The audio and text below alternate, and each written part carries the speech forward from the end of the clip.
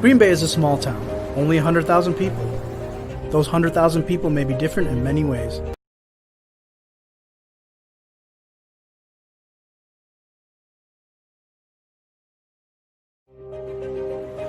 Green Bay is a small town, only 100,000 people. Those 100,000 people may be different in many ways, but there's one thing that brings them all together: the Green Bay Packers. In Titletown, the blue-collar city only knows hard work, tailgating, championships, but more importantly, they know family. We have a saying in this town: faith, family, and the Green Bay Packers are all that you need. Sanjay and I grew up in Green Bay. You could say that we are Green Bay, or even better, the voices of Green Bay. We bring a local feel of Packer fandom to a worldwide audience. Friendship, family, and football. Ladies and gentlemen, This is the Freezer Podcast.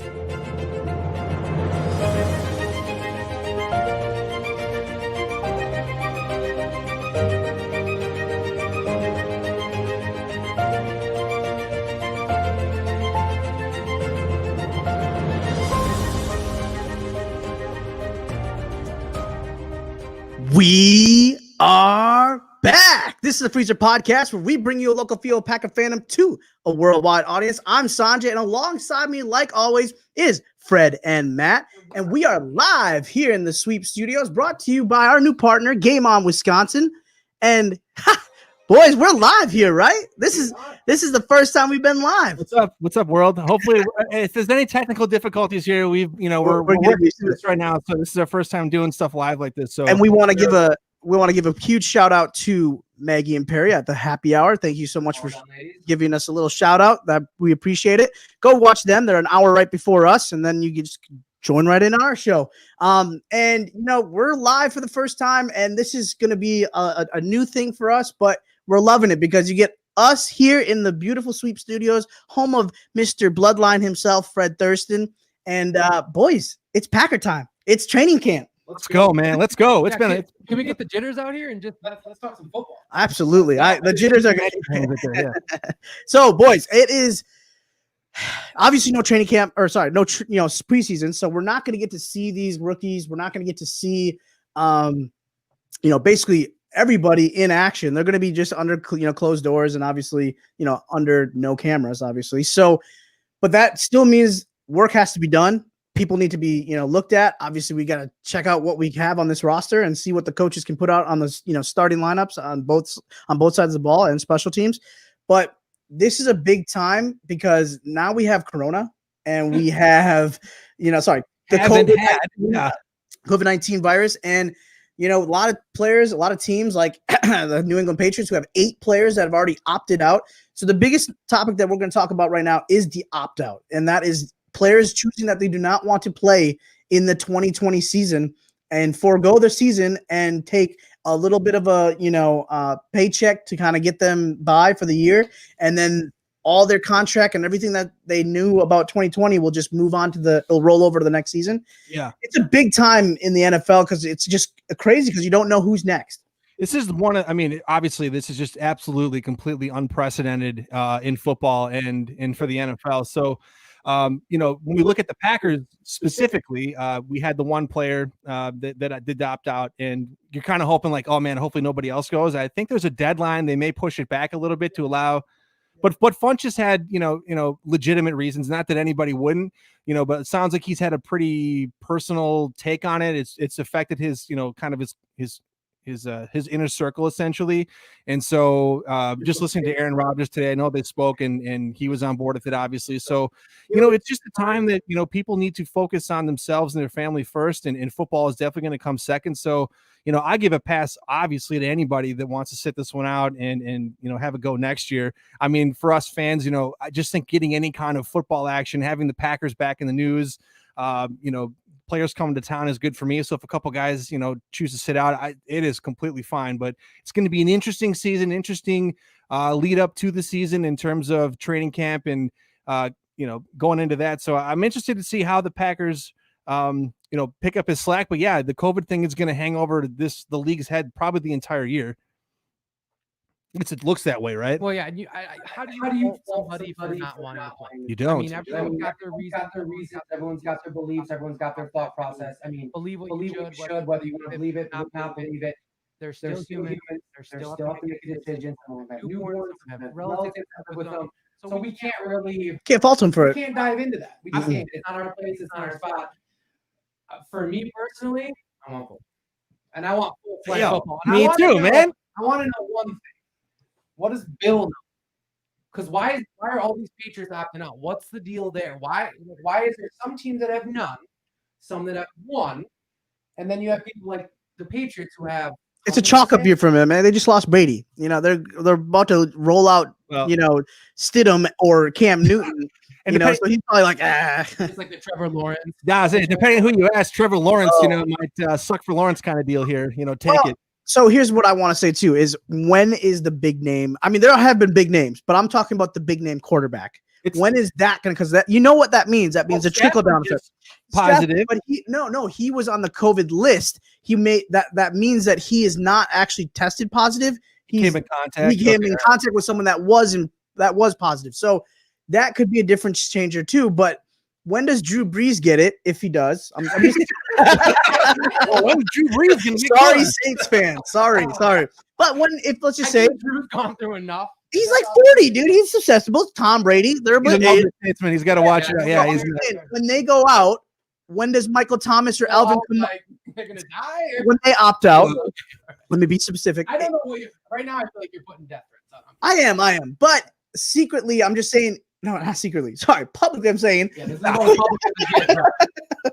What happens when Alvin Kamara or Michael Thomas or Jared Cook? They all are like, well, he's out. I don't want to play with dude. Well, X or Taysom Hill, obviously. But then it kind of gets a trickle effect, right? Because then it snowballs, and then your entire roster says, "I'm out." Because why would they want to play? Well, and what teams are hoping for is there's not a Miami Marlins type situation where the whole team ends up coming down with it at the same time. That happens. The NFL season's done. But make up games. You have to figure it's going to happen. It's good. There's going to be an outbreak at some point on some team. I hope not. I'm knocking on wood right now. But do they enact some type of bubble situation? I think there's teams that have already rented out hotels and they're going to have their players stay there. I forget who. Maybe it was the Saints or something. Some team just said that. Why are we always saying the Saints? I don't know, but you put it out there. But hey, listen to this.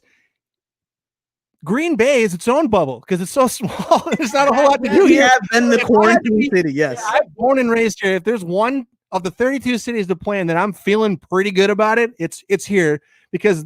It's not like they're going out in the public all the time. Most of the players, I think, are going to each other's houses and hanging out. So if they can really control, who they're being around, maybe the Packers can season a really weird season and be that one really healthy team. Let's be honest. We were healthy last year, and look where it got us. If you're playing for the Jets, the Giants, you're in a city with millions in the subway and everything like that. You're playing for the Packers. You're in a city with literally a subway, like a 5 foot. Like $5 foot long subway kind of place. That's it. You're not going to run into 100,000 people. You're not going to get into a bunch of people.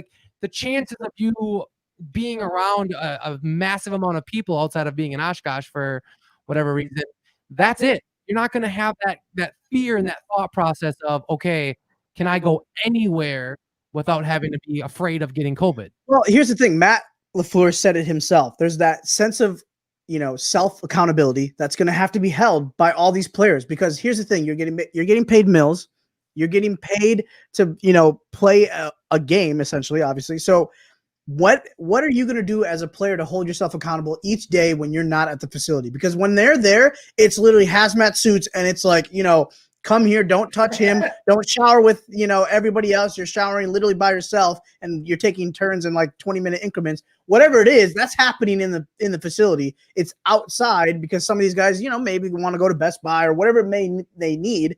That's where it comes down to what kind of conversations are they having day one. So what you're saying is they should do the curbside pickup if they got to go to Best Buy. Buy it ahead of time and have dude bring it out to your car in the window, right? Yeah. Unless it's just a Vikings fan. No, he's got it. He's got it. Well, what I was going to say, Vikings should all go in store. in store and go to the clubs. Get them chicken wings. No, I think it's Coach LaFleur talked about it in his press conference yesterday. Aaron Rodgers kind of was asked about it today. It really comes down to guys handling their own business. I think it's being beaten into their heads pretty consistently. Like every meeting he's talking about it. They said there's signs around the facility saying, wash your hands, Wash your butt. Wear a mask up, all that stuff. So it's going to take a concerted effort from everybody in the building, not just the players, but the coaching staff, everybody in the facility really needs to be on the same page there if you want to make it all 16 games. The issue is, can all 32 teams pull that off? Can you isolate if someone does get it? Can you get to it quick enough where it doesn't go around the whole building and affect the Well, whole here's team? the model though. This is where I've gotten to, like, people are saying, well, just follow the NBA model. I'm like, well, here's the problem with the NBA. The NBA only has like 15 guys on their roster, Exactly. 10 coaches, and probably a couple other extra staff. I think about total for 22 teams. I think they have about $120 people in that entire area.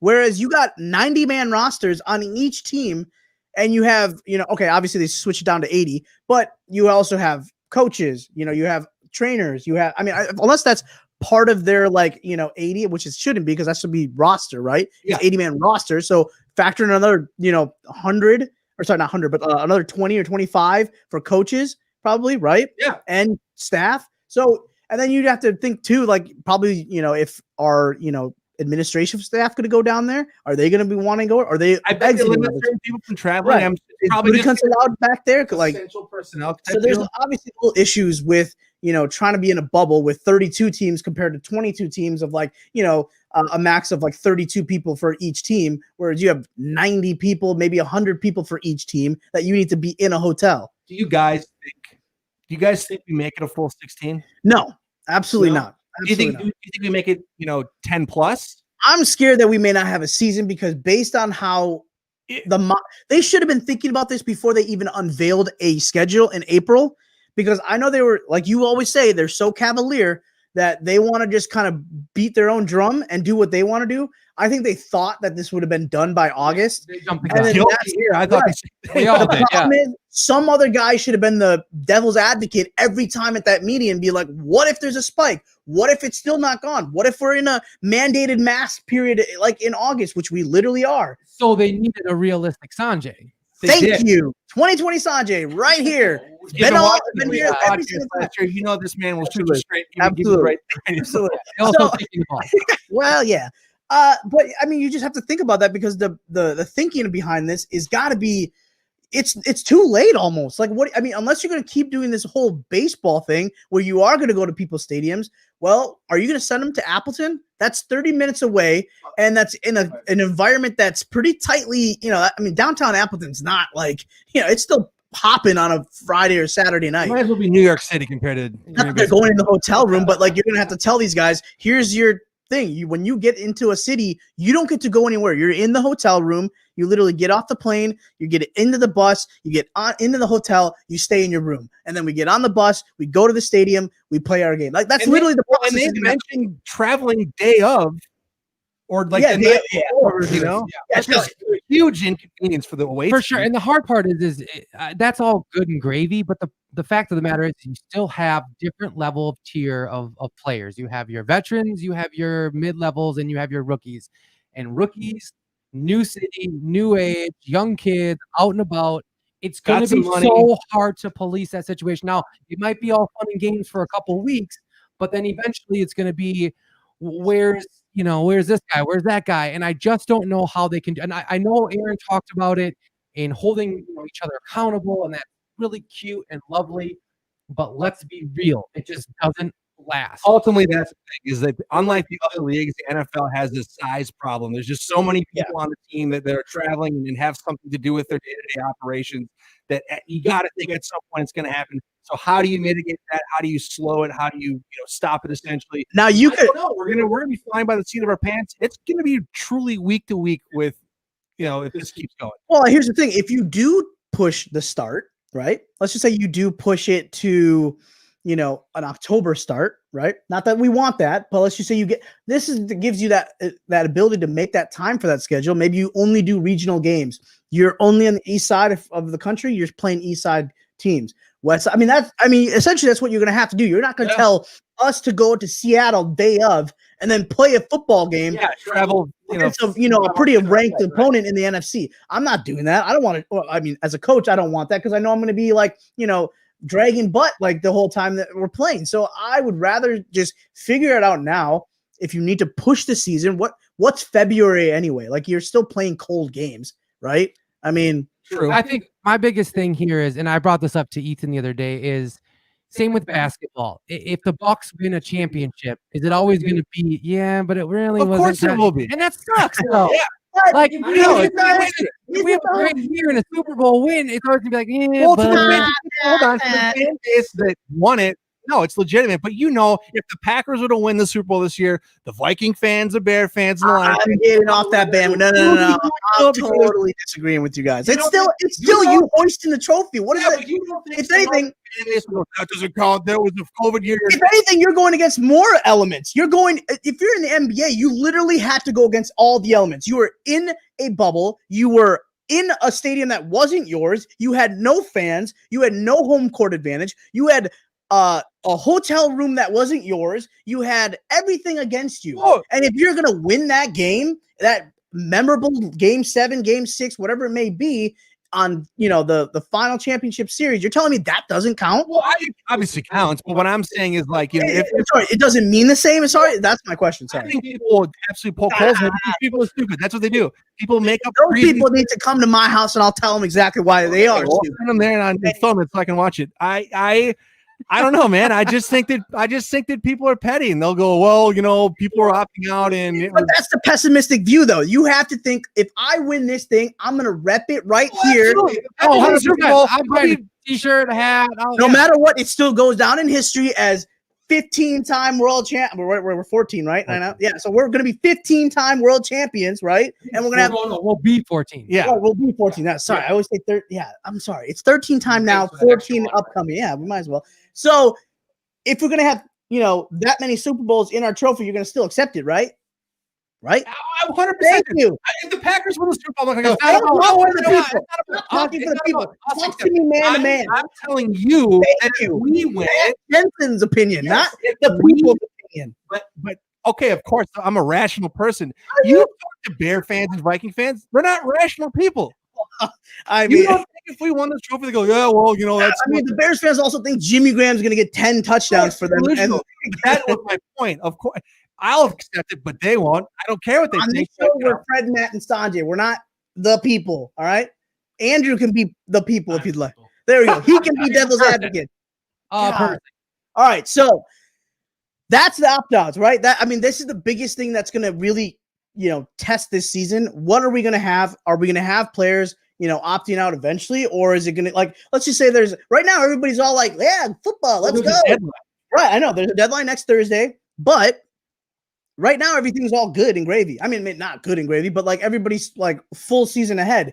But let's just say September rolls in and then maybe there's a couple extra cases that are coming on. Well, are we just going to get hit? And then what happens? About the quarantine quarterback, right? How teams might start just stashing somebody, that's away from the team that learns it. But I mean, it begs the question, if Aaron Rodgers, knocking wood, or somehow get it, and you need to have someone. We'll be bringing that number 7 jersey back, and it's not Don Mikowski, it's Colin Kaepernick. Who else is there? Timmy B. What did you just say? Who? Timmy B. Boyle. Tim Boyle. No, I don't want Tim Boyle. Who did you think it was?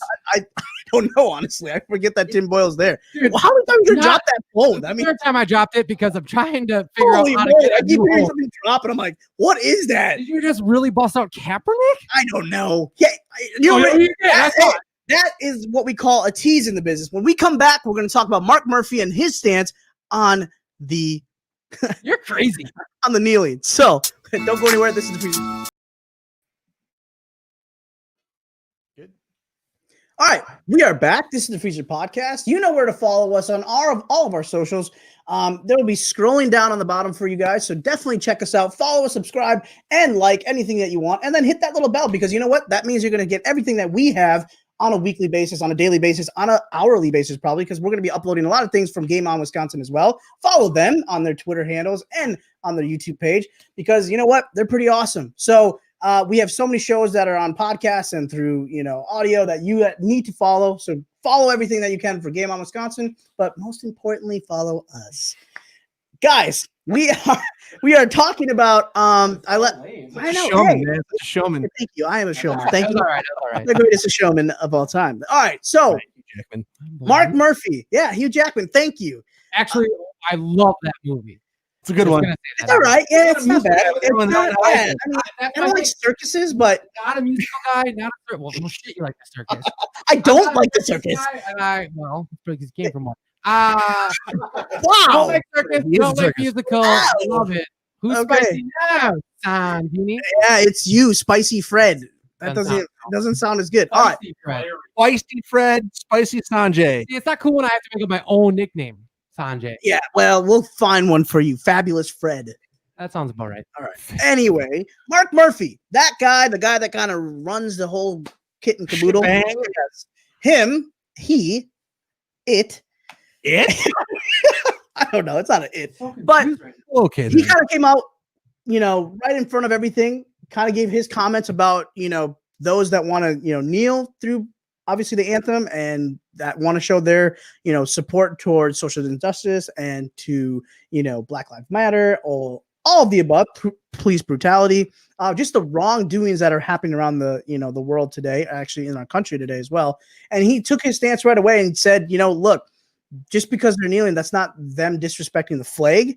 It's more of them trying to show their support to the social injustice that's happening in the world and all of the, police brutality. And I really did like that he came out with that because a lot of, especially with owners, even though I know he's not an owner, but they like to just kind of, stay behind that. And then, it's a lot of the players that just speak up about what they feel. And then some owners may say it, but I like that he came out right away and was just like, look, I'm supporting my team. I'm supporting my players, my coaches, my staff, because you know what? This is a country of freedom and the flag does represent that, but it also represents your opinion of what you think of what's going on under that flag. It's a very, very, very touchy subject. It is. Because the flag means something to everybody. And I don't want to delve too far into politics, but I don't have a problem with people exercising their First Amendment right. I don't have a problem with people who have take offense to it. They're kneeling during the flag. Everybody is entitled to their own thing. Ultimately, for me, doesn't hurt me, doesn't hurt my family, doesn't hurt what I'm doing.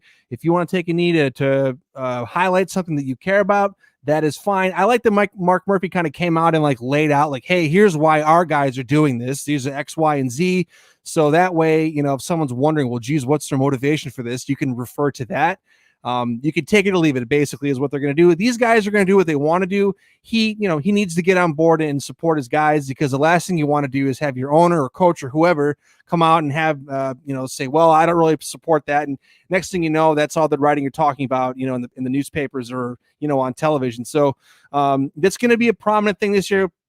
Particularly with everything that's been going on in our country. So, like I said, it's everyone's right to do what they want for that. And I applaud Mark Murphy for standing behind his guys. And, I think the Packers do a good job of that. I think that they're in the forefront of things that way. They think they try to do the right thing. They try to be, diplomatic if they can. And I appreciate that about, Murphy kind of, getting ahead of it a little bit before the games start and before people start doing those kind of silent protests. So I'm all part of it. Yeah, I don't know. I don't know how I'm going to talk about this. I'm going to choose not talk about it in a rare fashion because I don't want to. I have my own beliefs. I have my own beliefs that I stand firm with. I have my own beliefs with my family. I am a proud American. I'm a proud believer in our freedom, and I love everything that this country stands for and the military and everything that there is. I'm not saying this because I believe that they're disrespecting the flag or anything. I think there's a gray line there somewhere. It's perception, man. It's how you perceived in many different ways. So I'm just not going to say anything about it, but I will say that I did like the fact that Murphy did come out and say something. You have to come out and say something, even sometimes when you don't want to. So I can sit back and not have to say anything in this situation, and that can be perceived by many people wrong right now. But I will just say that I stand firm in my beliefs, and I don't know though they might not intertwine with Steve or Timmy or Jerry or Christine, but that's my family stands the way we stand, and we're very proud of it. There you go, Yeah, man. absolutely. And it's weird because we're in a state of Wisconsin, which it's very different. And it's actually probably the best time to not have fans in the stadium because you never know how that's going to be perceived. I mean, I know we did it one time before. We did do it. Actually, not even one time. It was multiple times. We have done holding each other's arms. We've done the interlocking. We haven't done the kneeling. So, I mean, it has been practiced. And, the Packer fans out there still were cheering. So, it's one of those things where maybe it's a good time that we can just, let them do what they want to do. It's their right. It's their choice. And we're just going to be like, cool, because we're the Feature Podcast. I just care about what happens on the field. I want to see some football. I want to see some touchdowns.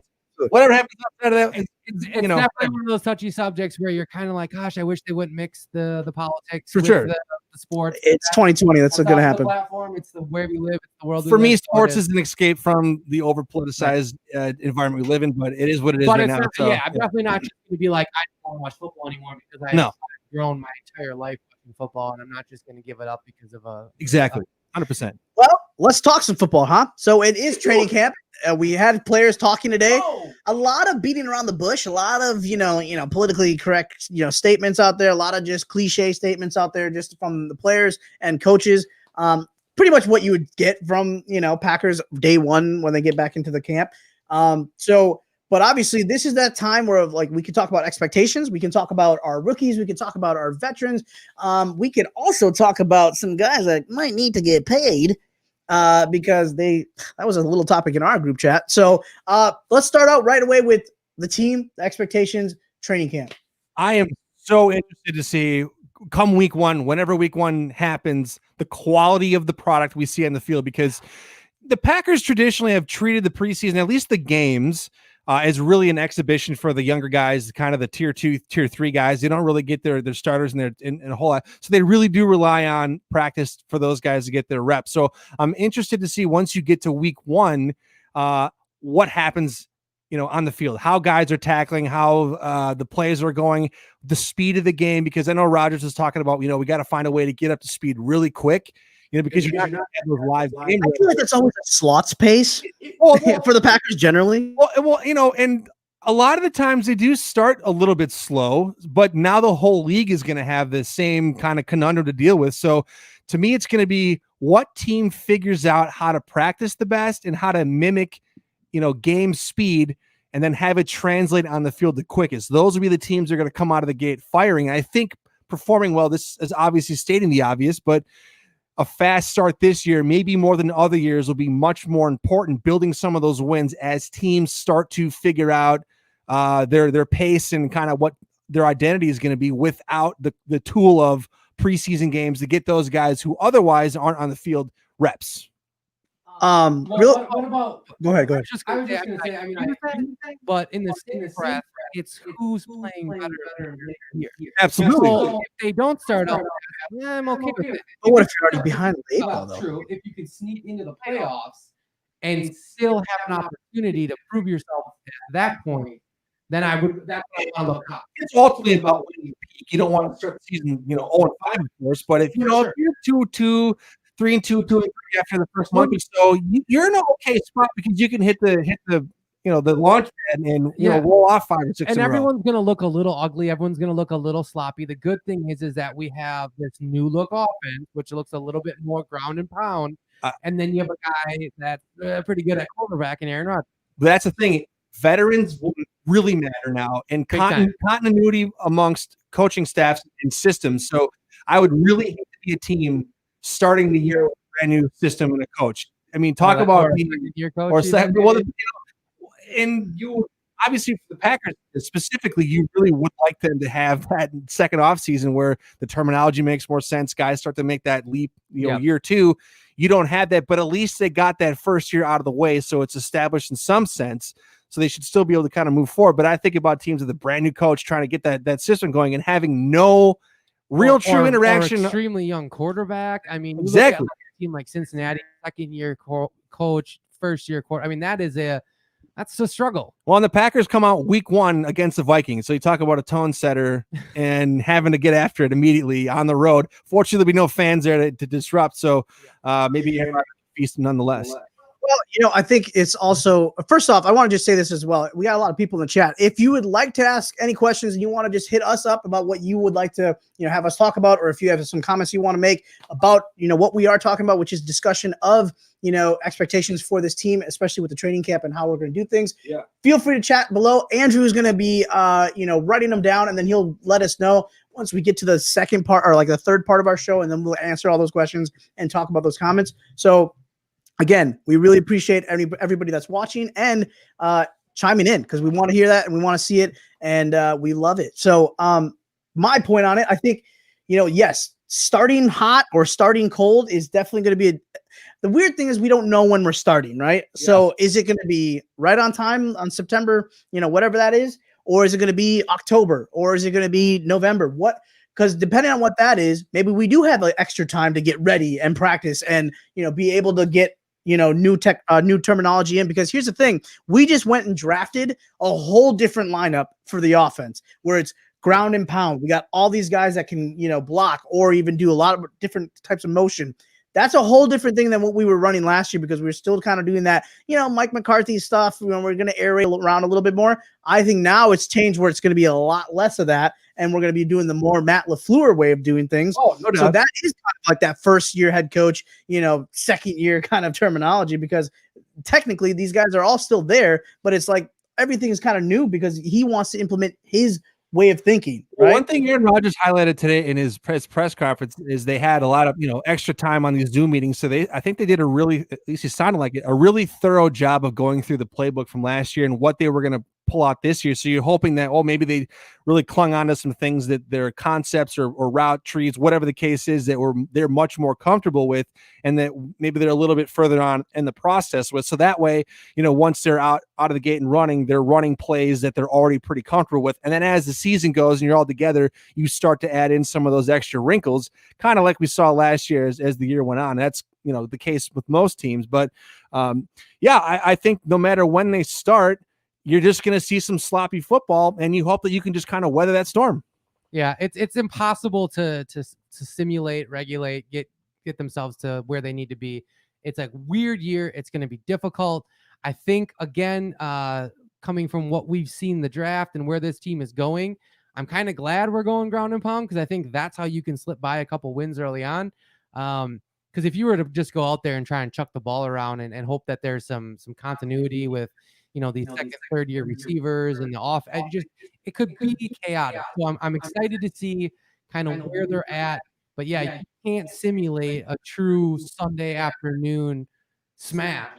No, you can't. Sunday afternoon smash. So that's the hard part. Do you think we'll see more like lots more injuries? Well, injuries, but inter-squad like scrimmages, like doing more live, like 11-on-11 type deals. I think it would make sense. I think that's the only way. I mean, it's got to be. It's the only way. No, I mean, I don't think so either, though. I mean, it's not always just going to be just because they're not. I think the training. I mean, in training camp and preseason, yes, you're getting that live action. You are getting those hits. You are getting those. But no preseason. But right, yeah. So I mean, so you're just going straight into the Thunderdome. Yeah. Okay. So will you see some rise in injuries? Probably, but at the same time, too, if you are starting late, what if you're starting late though? I mean, I know you're still getting a hit, like muscle fatigue injuries, condition type. The conditioning part of it, I feel like that might be on cue, where maybe they're still conditioned. I mean, they're getting conditioned correctly because they're running, they're getting in themselves into games. Not game speed, but like practice speed. I would hope so. I mean, these guys, those bodies are temples right there. So, except for punters, typically. Hey, the punters can be jacked up, man. There have been some. Shane Leckler's pretty jacked, I think. He was a big kid. So anyway, I mean, as far as like with our rookies, let's just talk about the rookies real quick, because I think that's obviously the biggest question going into this whole thing is we don't get to see the number one pick. We don't get to see this little, future, reign of, heir of the, the quarterback throne. We don't get to see that. We don't get to see AJ Dillon. We don't get to see that running ground and pound with him. We don't get to see Josiah DeGuara, and what he can do and his ability to get around. And we don't get to see a lot of those offensive linemen. We don't get to see a lot of the undrafted rookies that were obviously picked. Where do you guys put their growth in year one? Is it out the window this year because there's just not much to simulate and not much to see? I think it'll mean, obviously, it's going to take a little bit longer for them to get up to speed because he didn't have a traditional offseason. I think the one that's going to hurt the most would be Jordan Love, but this is really a redshirt year for him, anyways. You know, you think about he wasn't going to play as it was, but he's going to get no live game reps in the preseason. He's going to really it's clipboard stuff and a lot of getting in the ear and head of Aaron Rodgers just to see what he does. Really he's going to have to maximize obviously his practice reps, but not having those live game reps against other teams who you don't know or are comfortable with, that's where he's going to lose out. I think the other guys, specifically, Dylan and DeGuara, they'll get their practice reps, but they will play in live games during the season, so they will get acclimated quicker. I think Jordan Love for his, if we were obviously coming into the year and hoping he was going to play, that would really suck. But the fact that he wasn't, I'm not as concerned, but I think he is the one that will suffer the most from not having a preseason to rely on. Yeah, I completely agree. I honestly think the fact that this is happening helps Jordan Love. I think this is going to benefit him ultimately because it gives him a year where he's able to delve fully into the playbook, fully into the Aaron Rodgers mentality of life. And, if the season were to be canceled, which God forbid would happen, that also I think would benefit him because now you're looking at a guy who literally can do that without the fear of what if Aaron Rodgers were to go down? What if I did get thrust into it and then he gets demolished, he loses confidence, and the quarterback goes to the wayside, which we've seen millions and millions of times. With DeGuara and Dylan, here's my thing with those two. DeGuara, it's gonna be a little bit tougher because I think that there's a lot more wrinkles in his play, and I think they're gonna use him in a lot of different ways. So it might be a little bit more of a mind thing for him, understanding different schemes, formations, roles, placements, things like that. Whereas, I mean, one of the easiest positions to transition from running back to the football NFL is running back. Yeah. A.J. Dillon, here, bud, take the ball and go hit over that somebody. dude, take care of it. It's not too See the holes, but I mean, you gotta make sure you can block too. That's a big thing too. So. And you look at even some of those offensive linemen. I mean, I know that there's some zone blocking and different schematics when it comes to that, but ultimately, go in there, beat the guy across from you. That's kind of it. I know that's very, juvenile way to say, but ultimately, that's kind of the bottom layer, and everything kind of stacks on top. Whereas with like a Jordan Love, I mean, it's a Bible verse of playbook type stuff that he's going to need to learn.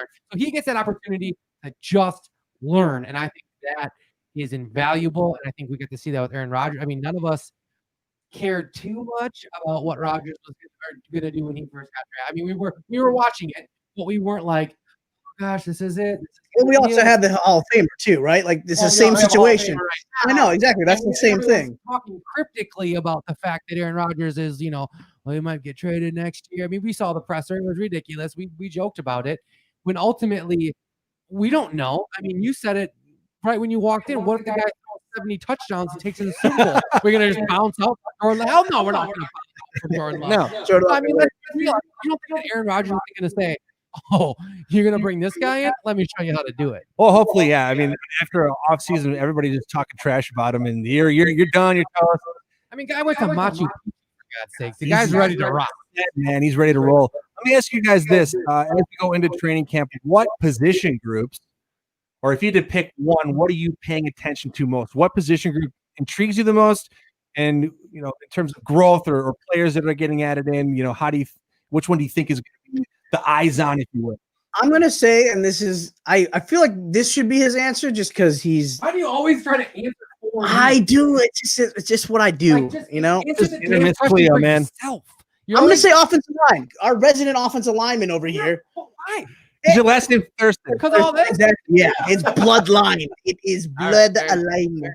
And I'm gonna say offensive line because it's a different dynamic now. You've lost a all-pro kind of. I mean, definitely a guy that should be like in the Pro Bowl, left or right tackle. Yeah. You've lost Blog, right? Obviously, and you've lost that, and you now have inserted a guy that has been okay, not above average probably, and the guy that just can't really stay healthy, and you have him there blocking on a pretty premier position, and then you also have to see where is the Billy Turner the real thing, or is Lane Terrell you're going to get that shot?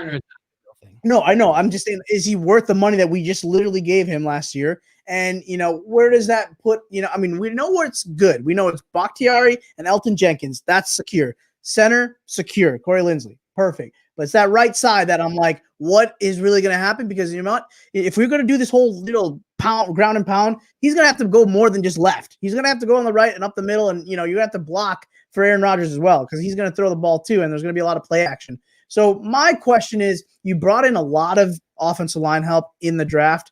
Okay, you obviously got the free agent in Ricky Wagner, but where is that going to be? And I've honestly felt since James Campen has left the building. Oh yeah, I've wondered, is that same level of play, that same kind of stout offensive line that we've seen for so many years, is that still there, or has it just been blanketed in the fact that we've had some pretty good horses for the last 5-6 years, and we got a really good one last year and a rookie? Where is that going to be? That's my question. That's my position group that I'm going. Okay, that's a good one, Fred.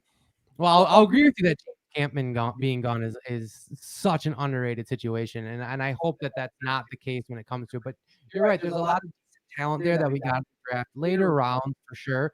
But definitely potential. I think first and foremost, it's not this year that we'll see that. It's going to be next year and maybe even a year later. So like when we talk about the Billy Turner situation, yeah, it makes sense because we're going to need someone to fill the position until these guys are potentially ready. Well, I mean that's the whole like Lane Taylor battle is what I was talking. Right, that's where it is. But yeah, I don't know if I'm going to pick a position. I mean, wide receiver is obviously a thing, but I don't even want to talk about them anymore. It's so sick and tired. Spent so much time on those guys. It's interesting. A position that I still feel like I'm a little concerned with, and I'm a little curious in, is the defensive line. I know that's not a good one. That's a good one. But just the alignment of the Preston, Gary, Darius, Clark. I mean, we know where Clark's going, but just how Patton's going to use all that. It's not necessarily the talent level there. It's how is it going to be utilized? How are these guys going to attack? Because ultimately, between Zadarius, Preston, Gary, and Clark, that's terrifying. I mean, it's a terrifying front seven, but front four in that regard. So I think that there's definite talent. I don't know. Does that bring a new age psycho type defense, or does he run what he did last year and just hope everyone progresses? Yeah, man. I mean, the D line, particularly the interior. Who's going to step up next to Kenny Clark? That's the big thing. You got a couple of draft picks that have been in there. Montravius Adams being one of them. Kingsley Keke. Somebody named Kenny Clark needs to make that leap, and you'd hope it'd be Montravius Adams, who was talking a lot. You know how I feel about that guy, Dean Lowry. Exactly. So I'm with you, Fred. That's a big one. I will say the receiver group, particularly now that Funchess is opting out. Now we're right back to where we started last year, minus Geronimo Allison.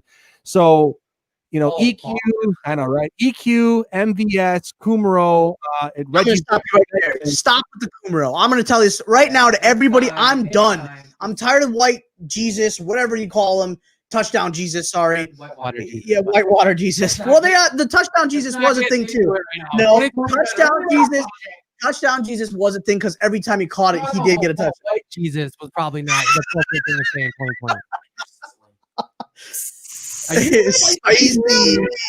2020. Hey, I'm tired of Kumar.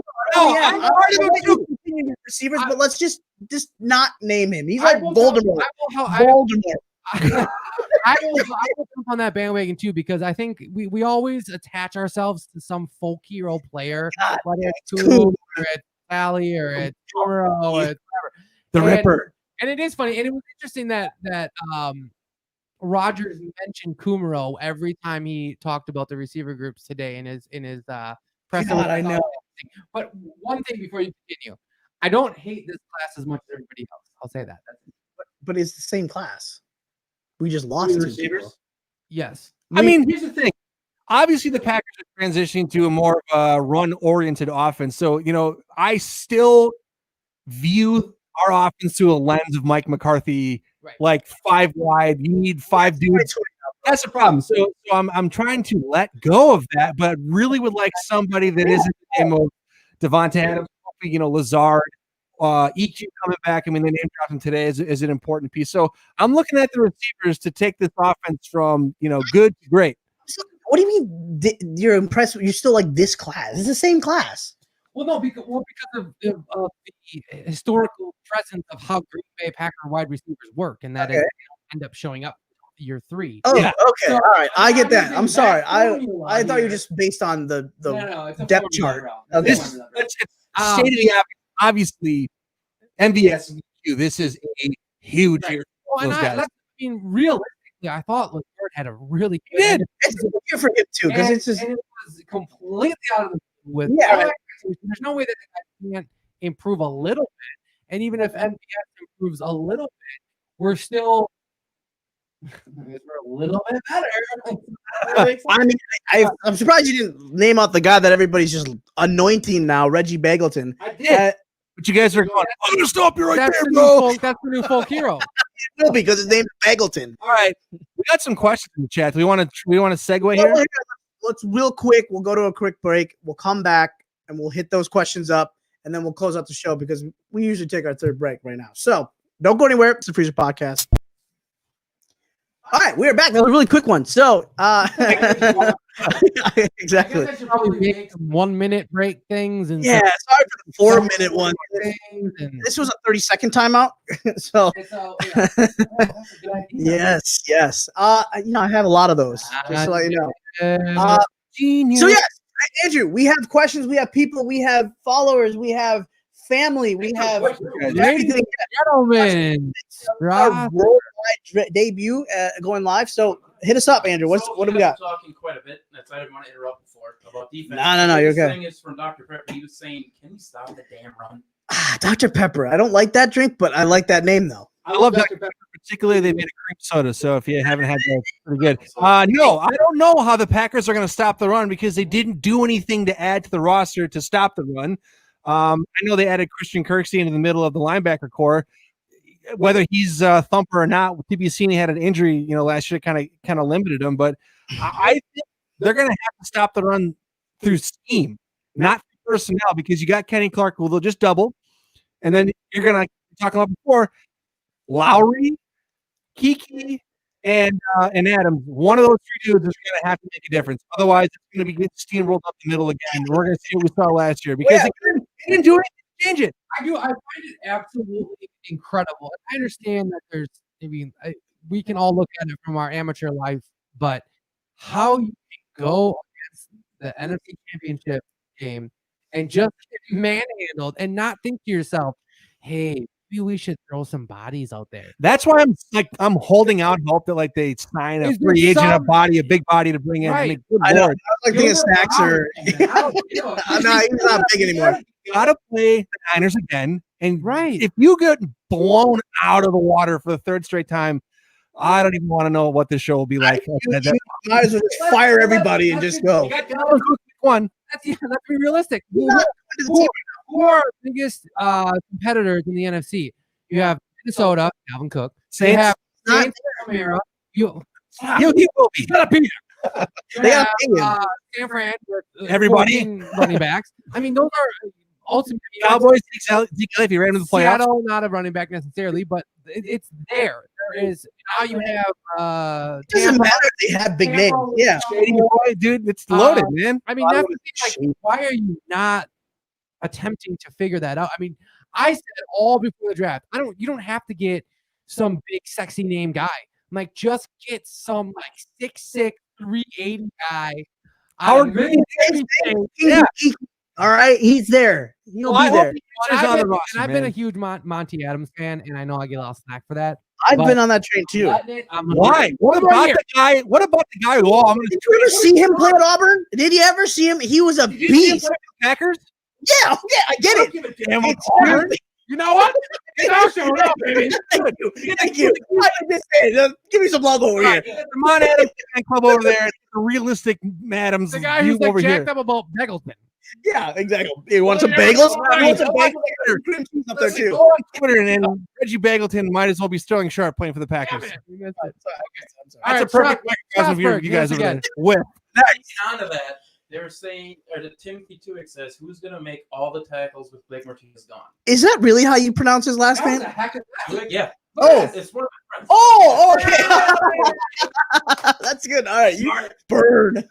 I'm hoping Christian Kirksey. Hey, I'm gonna jump on this because I have been the Blake Martinez supporter, backer. I have not. I have not. Nobody has. I've had to battle so many people. I got Garbage.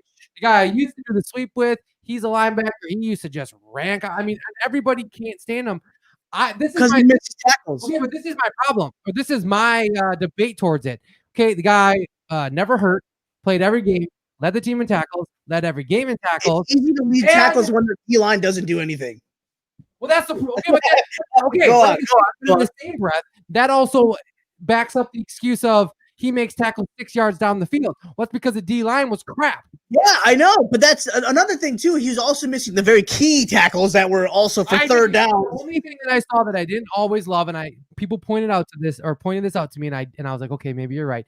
He didn't always hit the right holes and hit them the right way, but you're still talking about a or a team leading tackler, a league leading tackler. That's a big thing. Like, who's going to tackle? A lot of guys have led the league in tackles, and then they were gone.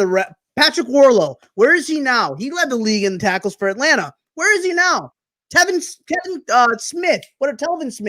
Yeah. And now he's out of the league. I'm just saying, it's not hard to lead the league in tackles. You just got to be around. And I'm not saying that he's not good. He's a good player. And there was one moment that I said, Blake Martinez, great job. And that was against the Lions when he made that interception across the middle of the field. That was one hell of a play. Okay, this guy, everybody forgot about this guy because, he didn't play last year, but Curtis Bolton coming back. Yeah. Oh, look at this guy. That's a training camp guy. Okay.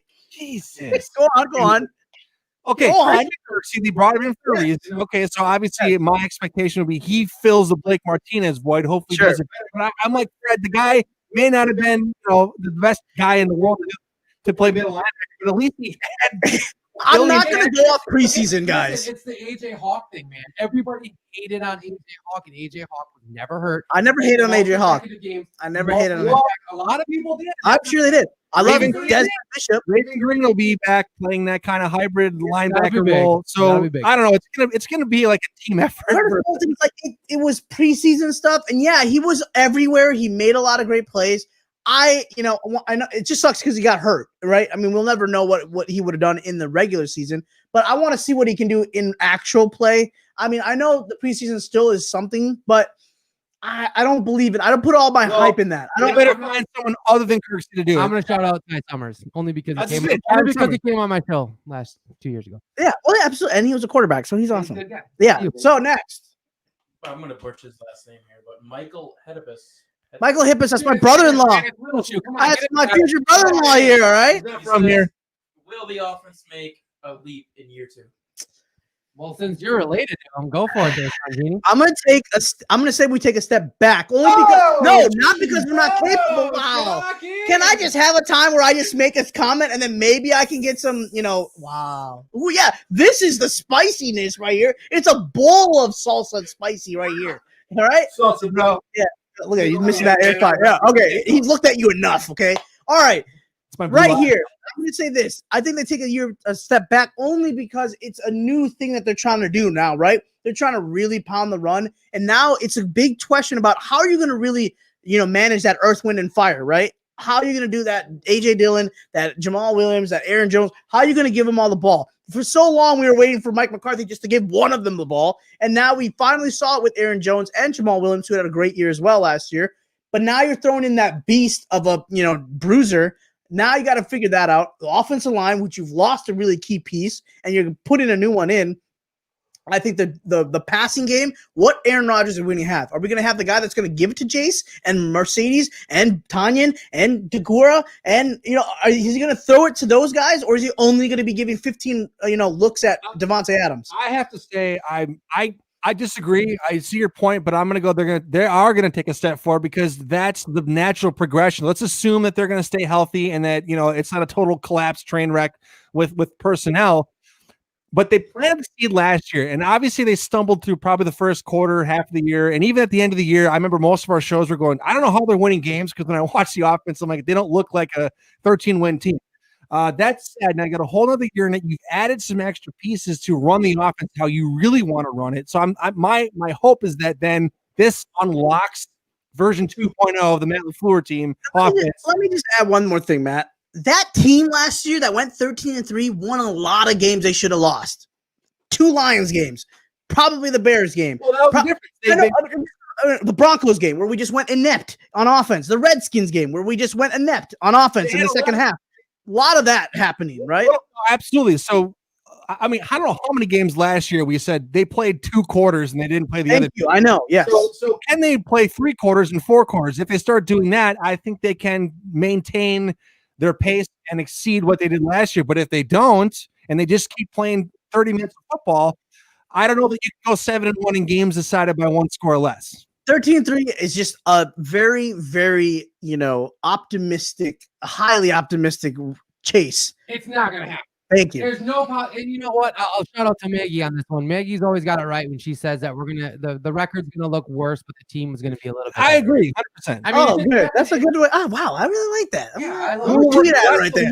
Total, but My better. phone. Right, we're not gonna be 13-3. We'll probably be like a 10-6 team, but we're ultimately gonna be a better team, better wins, better chemistry, better all that stuff because it's just inevitable. Well, can I ask you a question quick? You're going in what? Can you be a better team with a different Rodgers? What Rodgers are you getting? Are you getting that better team with a different Rodgers, or are you getting the same Rodgers? I think you're going to get a little bit more of a feisty, fiery Rodgers. That's mentally, though. I mean, physically, he's still doing the same crap. Well, He's still he's he's the one-eyed monster again. Always Devontae Adams. You gotta drop it once a year, right? It's been 2 shows now. I didn't see it last year or last week. Did I really? You're pushing it. You're pushing the one-eyed monster. Myself on mute. But anyway, I think you're going to get a different level of Aaron Rodgers. You're going to get a little bit of a younger, more enthusiastic Rodgers. We've gone for an hour. Do we have one more question we can get to? We'll get one more and then we'll close it out because we are getting our little time here. Is that it? We have a cowboy question. Oh, God. Is that Big Mike? The only other thing is the question was the expectations for McCarthy's offense for the Cowboys. They got a lot of talent, man. Talent. I say 12-4, 11-5. Who said the question? It was Timothy Tuig. Yeah, it wasn't your boy. It wasn't Big Mike. Hey, the Cowboys, man. I have to tell you, I think they're on the short list to contend for a Super Bowl if they can, get their stuff together. That's too much Cowboy talk. That's way too much Cowboy talk. Yeah. That's to help the Cowboys, right? A lot of talent, a lot of offensive talent, some defensive talent. It's still going to be tough because you're still talking about a first-year coach per se, kind of coming in there, implementing a new system. You got some issues. You still have Jerry Jones. You have a Cowboys podcast somewhere that I don't know about. No, I'm just okay. All right. Really smart. Someone asked a question, trying to give You know I what? mean, All right, you know what? Cowboys. with that being said, I'm Sanjay. I'm Matt. I'm Fred. Go Pack, go. Hey!